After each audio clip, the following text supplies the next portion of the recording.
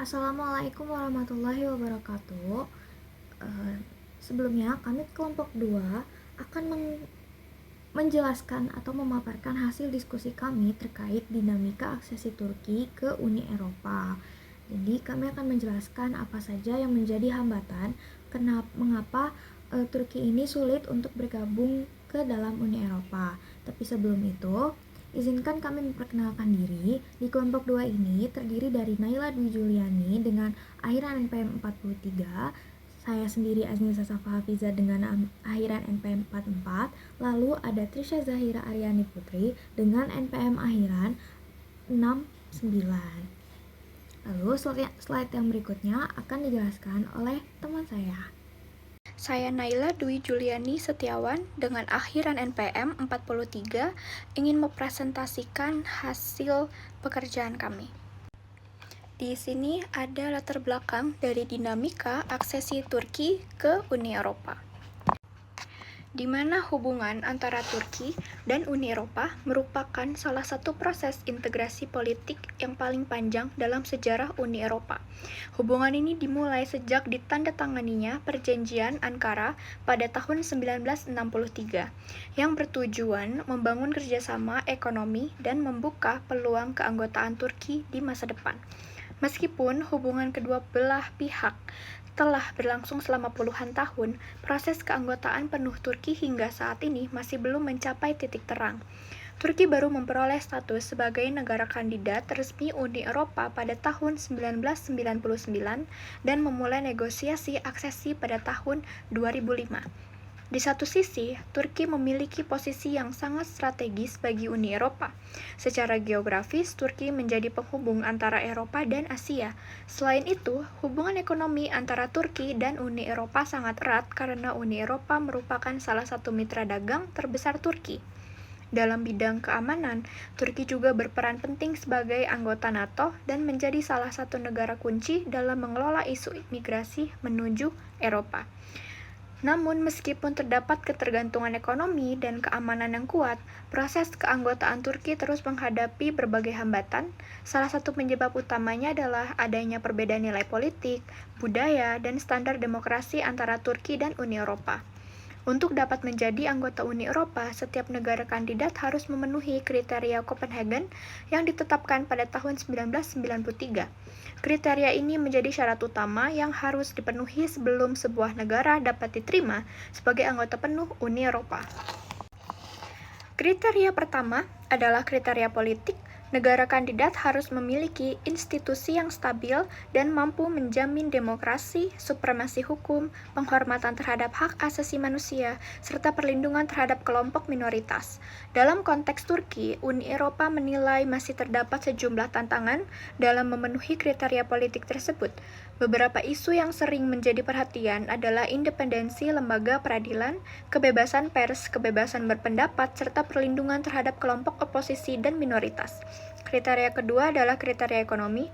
Negara kandidat harus memiliki ekonomi pasar yang berfungsi dengan baik dan mampu menghadapi persaingan ekonomi di dalam pasar Uni Eropa.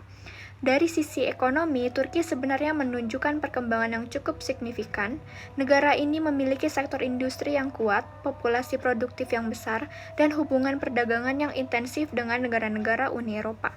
Namun, Uni Eropa masih menilai terdapat beberapa tantangan seperti stabilitas ekonomi, inflasi, serta kepastian hukum bagi investasi dan bisnis. Selanjutnya adalah kriteria ketiga, di mana adopsi hukum atau acquis communautaire. Acquis merupakan keseluruhan aturan hukum, kebijakan, dan regulasi yang berlaku di Uni Eropa. Negara kandidat harus menyesuaikan hukum nasionalnya agar sejalan dengan standar Uni Eropa. Hal ini berarti Turki harus melakukan berbagai reformasi hukum dan administratif untuk memastikan seluruh kebijakan nasional sesuai dengan aturan yang berlaku di Uni Eropa. Proses ini sangat kompleks karena mencakup banyak sektor, mulai dari ekonomi, lingkungan, perdagangan, hingga sistem peradilan. Selain tantangan dalam memenuhi kriteria Copenhagen, terdapat beberapa masalah politik yang menjadi hambatan utama dalam proses keanggotaan Turki. Masalah pertama adalah sengketa Siprus. Konflik di Pulau Siprus menjadi salah satu isu paling sensitif dalam hubungan Turki dan Uni Eropa.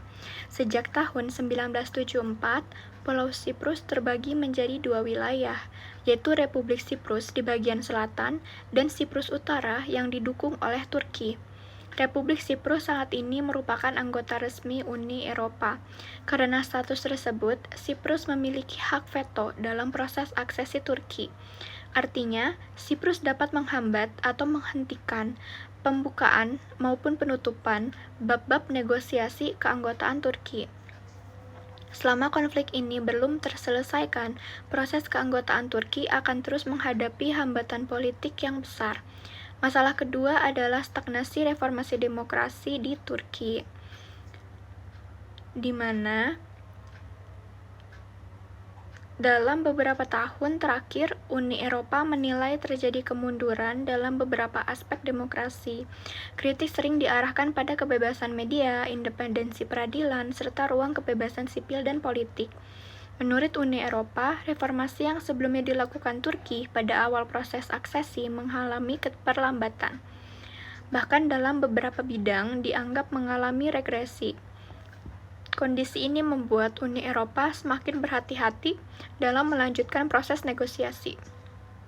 Masalah ketiga adalah hak veto negara anggota Uni Eropa.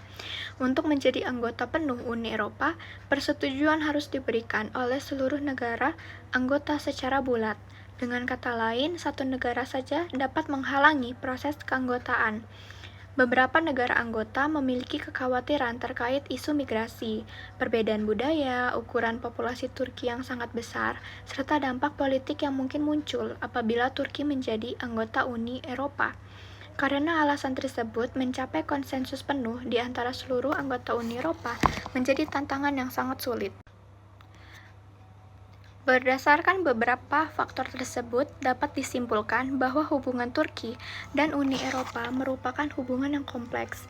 Meskipun kedua pihak memiliki hubungan ekonomi dan keamanan yang kuat, proses keanggotaan Turki masih terlambat atau terhambat oleh berbagai persoalan politik, demokrasi, dan sengketa wilayah.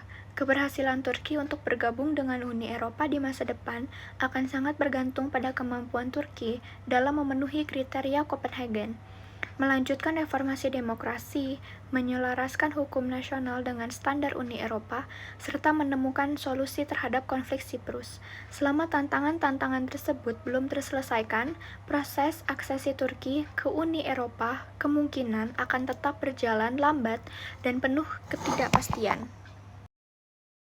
Oke, berikutnya kita masuk ke penjelasan yang selanjutnya. Ini masih penjelasan tentang hambatan kenapa Turki itu sulit untuk bergabung dengan Uni Eropa. Jadi selain tentang masalah sengketa Siprus tadi, ada juga masalah lain, yaitu dari secara kulturalnya. Yang pertama itu ada the other, yaitu pihak luar, di mana adanya persepsi terhadap Turki dari sebagian masyarakat Eropa ini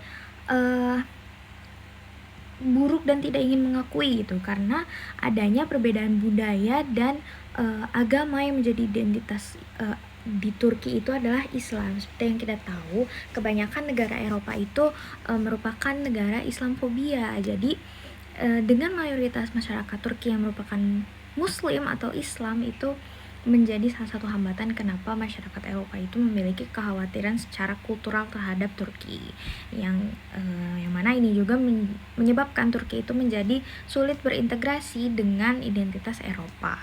Lalu kekhawatiran dari latar belakang ini tidak hanya dari kultural saja, tapi ada juga dari faktor demografi, di mana populasi Turki yang besar itu menciptakan kekhawatiran bagi negara-negara Eropa lainnya, di mana kekhawatirannya ini akan mengubah keseimbangan kekuatan politik, terutama jumlah kursi di parlemen kalau Turki ini bergabung dengan Uni Eropa. Jadi masyarakat Eropa atau negara-negara Eropa lainnya ini takut kalau dengan Turki yang merupakan populasi besar ini, negara dengan populasi besar ini bergabung dengan Uni Eropa, nantinya akan mengubah keseimbangan kekuatan politiknya. Jadi kayak takut negaranya nih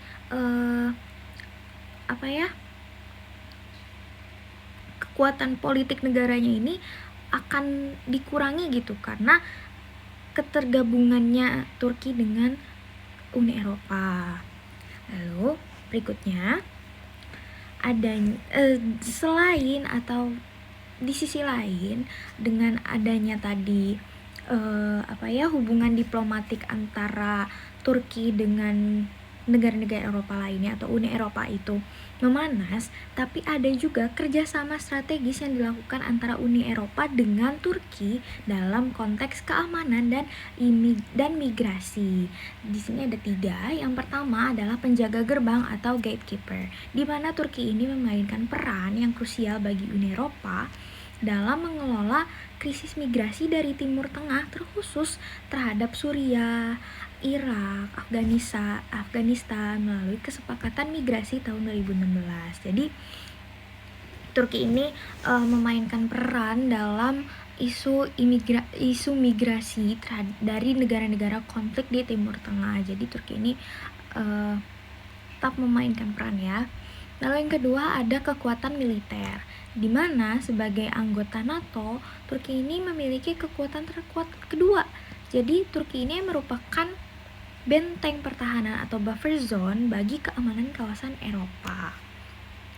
Lalu yang ketiga ada stabilitas regional, di mana di stabilitas regional ini adanya kerjasama intelijen dan pemberantasan terorisme antara Turki dengan negara Uni Eropa itu tetap berjalan meskipun hubungan diplomatiknya ini sering memanas. Jadi meski hubungan antara Uni Eropa dengan Turki ini panas gitu ya, tidak baik karena kesulitannya Turki yang masuk ke dalam Uni Eropa dan juga negara-negara Eropa yang memiliki perspektif yang berbeda terhadap Turki gitu, atau bahasa lainnya mungkin masyarakat Eropa ini mendiskriminasi Turki gitu ya.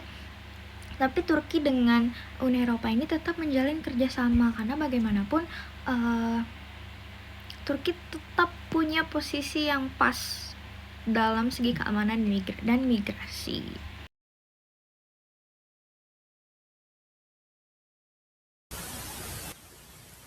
Oke, selanjutnya masuk ke dimensi ekonomi, yang mana antara Uni Eropa dan Turki itu saling ketergantungan. Nah, kalau kita lihat dari sisi ekonomi, hubungan Turki dan Uni Eropa itu sebenarnya saling bergantung. Uni Eropa merupakan tujuan ekspor terbesar buat si produk-produk Turki ini, yang mana sehingga si pasar Eropa ini punya arti yang sangat penting lah buat si perekonomian Turki ini. Nah, di sisi lain, sebagian besar investasi asing itu langsung atau dari FDI di Turki, yang juga investasi ini juga berasal dari negara-negara anggota Uni Eropa. Nah, ini berarti hubungan eh, ekonomi keduanya tuh tidak bersifat satu arah aja, melainkan saling menguntungkan juga, terus saling membutuhkan juga. Karena itu, walaupun proses aksesi perekonomian ini tersedat, interaksi ekonomi ini tuh tetap berjalan. Poin penting dari dimensi ekonomi lainnya tuh ada di custom anian atau persatuan pabeannya. Melalui si mekanisme ini, barang-barang industri dapat mengalir lebih bebas tanpa hambatan sebuah tarif lah. Ini tuh ya menunjukkan bahwa meskipun keanggotaan penuh eh, dalam apa? Meskipun keanggotaan penuh dalam Uni Eropa ini tuh belum tercapai, Turki udah terintegrasi cukup dalam ke struktur ekonomi yang ada di Uni Eropa. Dari sini kita juga bisa menyimpulkan bahwa ekonomi menjadi alasan mengapa hubungan Turki dan Uni Eropa itu nggak benar-benar putus lah. Ada kepentingan juga, kayak kepentingan material yang terlalu besar untuk diabaikan baik oleh si Turki maupun oleh Uni Eropanya. Jadi kalau di politik ada banyak hambatan, di ekonomi justru ada dorongan kuat untuk terus bekerja sama. Jadi di bagian dimensi ekonomi ini tuh bagian yang penting untuk menunjukkan bahwa si aksesi ini bukan cuman soal apakah Turki layak masuk Uni Eropa, tetapi juga soal bagaimana kedua pihak sudah terhubung secara nyata dalam perdagangan dan investasi. Dan dari seluruh dinamika itu muncul satu kesimpulan besar tentang masa depan hubungan mereka. Nah, lalu yang terakhir ada kesimpulan yang mana ini berisi masa depan hubungan dari si Turki sama si Uni Eropa ini. Kesimpulannya hubungan Turki dan Uni Eropa ini telah bergeser lah dari cita-cita integrasi penuh menuju hubungan yang lebih transaksional dan pragmatis. Ini berarti fokus hubungan keduanya sekarang nggak hanya pada keanggotaannya, tetapi juga pada bagaimana mereka mengelola kepentingan bersama secara realistis. Nah, keanggotaan penuh itu juga mungkin masih belum tercapai karena sulit lah belum bisa tercapai dalam waktu dekat karena dari Uni Eropa dan Turkinya tuh punya hambatan politiknya dan hambatan identitas juga dan demokrasi yang bisa dikatakan belum selesai. Namun di saat yang sama, Turki dan Uni Eropa ini nggak bisa saling meninggalkan satu sama lain karena keterikatan mereka di bidang ekonomi, keamanan, dan migrasi juga. Jadi masa depan hubungan ini kemungkinan besar akan tetap bersifat selektif, tapi kerjasamanya masih tetap kuat di bidang yang sama-sama saling membutuhkan. Tetapi juga uh, belum tentu ada kemajuan besar menuju keanggotaan penuh dari dari hubungan transaksional dan pragmatis mereka tuh ya belum menentukan ada kemajuan besar lah menuju keanggotaan penuh dari si Turkinya. Itulah kenapa dinamika aksesi Turki ke Uni Eropa bisa menjadi contoh yang sangat jelas tentang bagaimana kepentingan, identitas, dan institusi itu saling bertemu dalam politik internasional. Sekian presentasi dari kami kelompok 2 terkait dari dinamika aksesi Turki ke dalam keanggotaan Uni Eropa. Kami harap apa yang kami sampaikan dapat diterima dengan baik dan mohon maaf apabila masih ada kesalahan karena kami pun masih dalam proses pembelajaran. Sekian, terima kasih. Wassalamualaikum warahmatullahi wabarakatuh.